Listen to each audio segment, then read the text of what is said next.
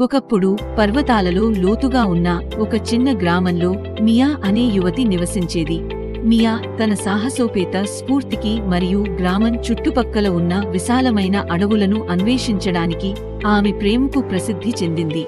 ఒకరోజు దట్టమైన అడవిలో తిరుగుతున్నప్పుడు మియా కై అనే అబ్బాయిని కంటపడింది. కాయ్ జీవనోపాధి కోసం ఆవులను మేపుకునే గొర్రెల కాపరి. అతను బలంగా మరియు దయగలవాడు మరియు మియా వెంటనే అతని వైపుకు ఆకర్షించబడ్డాడు. ఇద్దరూ కలిసి ఎక్కువ సమయం గడపడంతో వారి మధ్య లోతైన స్నేహం ఏర్పడింది. అది త్వరలోనే ప్రేమగా మారింది. అయితే వారి ప్రేమకు సవాళ్లు తప్పలేదు. గ్రామస్థుల పశువులను వేటాడుతూ అడవుల్లో సంచరిస్తున్న భయంకరమైన పులితో గ్రామం అల్లాడిపోయింది. గ్రామస్థులు పులి భయంతో జీవించారు మరియు అనేక మంది దాని దాడులకు జీవనోపాధిని కోల్పోయారు. తన గ్రామాన్ని మరియు ఆమె పట్ల శ్రద్ధ వహించే ప్రజలను రక్షించాలని నిర్ణయించుకున్న మియా పులిని ఎదుర్కోవాలని నిర్ణయించుకుంది. సాధారణ విల్లు మరియు బాణం తప్ప మరేమీ లేకుండా ఆమె భయంకరమైన మృగాన్ని ఓడించాలని నిశ్చయించుకుని అడవికి బయలుదేరింది. మియా భద్రత గురించి ఆందోళన చెందిన కై ఆమెతో పాటు రావాలని పట్టుబట్టింది. కలిసి వారు పులి వదిలివేసిన విధ్వంసం యొక్క బాటను అనుసరించి అడవి హృదయంలోకి ప్రవేశించారు. వారు అడవిలోకి లోతుగా ప్రయాణిస్తున్నప్పుడు మియా మరియు కై ముందుకు పొదలు నుండి తక్కువ కేకలు వినిపించాయి. పులి నీడల నుండి బయటపడింది. దాని బంగారు కళ్ళు కోపంతో మండుతున్నాయి. మియా తన విల్లును పైకి లేపింది. ఆమె చేతులు స్థిరంగా ఉన్నాయి మరియు ఆమె హృదయం దృఢ నిశ్చయంతో నిండిపోయింది. వేగవంతమైన కదలికతో ఆమె పులి పార్శ్వాన్ని తాకిన బాణాన్ని విడదీసింది. నొప్పితో గర్జిస్తూ పులి మియాపైకి దూసుకెళ్ళింది. దాని పంజాలు విస్తరించాయి మరియు దంతాలు బయటపడ్డాయి. పులి ఆమెను చేరుకోకముందే చంద్రకాంతిలో మెరుస్తూ మియా ముందు ఒక దెయ్యం బొమ్మ కనిపించింది.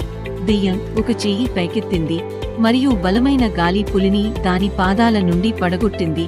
అది నేలమీద కూలిపోయింది. పులికి వ్యతిరేకంగా దెయ్యం తీవ్రంగా పోరాడుతుండగా దాని కదలికలు వేగంగా మరియు మనోహరంగా ఉండటంతో మియా మరియు కై విస్మయంతో వీక్షించారు. చివరి సమ్మెతో దెయ్యం పులిని ఓడించింది. దాని రూపం రాత్రికి వెదజల్లుతుంది. మియా మరియు కై వారు ఇప్పుడే ఏమి చూశారో తెలియక అవిశ్వాసంతో చూస్తూ ఉండిపోయారు. దెయ్యం వారి వైపు తిరిగింది. దాని అపారదర్శక రూపం మరో ప్రపంచపు కాంతితో ప్రకాశిస్తుంది. నేను అడవి యొక్క ఆత్మ, దెయ్యం మాట్లాడింది. దాని స్వరం చెట్లలో ప్రతిధ్వనిస్తుంది. నేను శతాబ్దాలుగా ఈ భూమిని హాని నుండి కాపాడుతున్నాను.